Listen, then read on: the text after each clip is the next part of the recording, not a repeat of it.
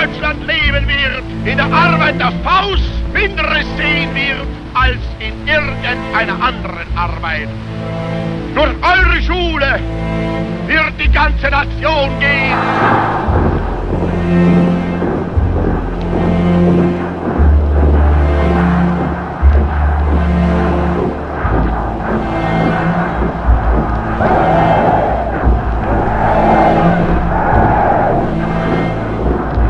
They considered themselves the master race, the prototype of manhood, demigods of power, the only race in whom the divine spark still resided. They strove for the ideal perfection of bodily form. Within their mortal bodies flowed the blood of the immortal, the primal Aryan from whom they descended, a figure of myth more so than actual history. With self-idolatry and brute force, they spread across Europe, exterminating all those they considered inferior: Jews, Christians, gypsies, slaves, communists, the elderly, and the disabled. Across the ocean, in the land of the free and the home of the brave, voices of pacifism, neutrality, and isolationism rose. They were the voices of those who had struggled and survived the country's worst economic depression. They were the voices of those who had survived another war, the Great War that was to have ended all wars.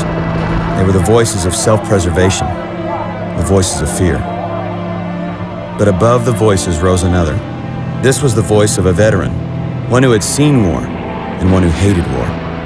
It was the voice of an American, one who wanted to shrug his shoulders and go about his business, believing conflicts thousands of miles away did not seriously affect him. But it was also the voice of a president, one who knew that when peace was broken anywhere, peace everywhere was in danger.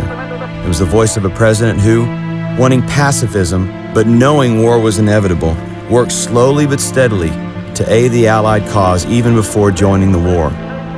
It was the voice of a president who, though bound in a wheelchair, would ultimately rise to become a world leader, instrumental in the Allied cause and the collapse of Nazi power in Europe.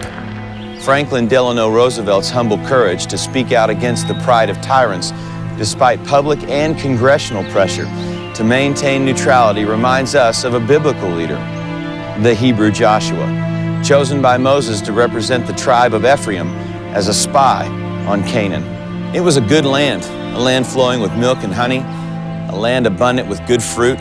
On that point, they all agreed. But it was also the land of giants, warrior conquerors, powerful tyrants who believed that they were so superior to all others that they called themselves gods. They were the Nephilim. In ancient times, such arrogance, called hubris, required an answer. But there were none brave enough to rise against these blasphemers who destroyed or enslaved all whom they considered lesser beings. 10 of the Hebrew spies gave into that fear. They swallowed the lie of the Nephilim and believed themselves to be mere grasshoppers in comparison. Their voices of defeat and self-preservation were joined by the voices of the 12 tribes, thousands upon thousands of Israelites grumbling and weeping. Only 2 voices rose for courage and truth, the voices of Joshua and Caleb. They remembered the promises of God and believed them. They refused to bow to the arrogance of blasphemy or the cowardice of fear. Even when the Israelites, their own people, picked up stones to kill them, they stood for what was right. With humble strength and faith in God, they refused to be silenced. God honored them. Not only did He preserve them that day, but in the end, He allowed them to enter the promised land and see His promises come to fruition. After 40 years of wandering in the desert, they were the only 2 of their generation to receive such a blessing. The world will never lack for voices of arrogance and voices of fear. There will always be those who blaspheme the name of God. And there will always be tyrants in one form or another who usurp authority and destroy others. They don't always appear on the battlefield or in the political arena, but often they appear in the day-to-day busyness of our lives. Like Joshua and Caleb, we are called to respond with voices of truth. It requires courage, the courage of humility, to stand up to those who blaspheme, intimidate, or destroy. Such courage comes only from God. As God encouraged Joshua, so too He encourages us today. Be strong and courageous.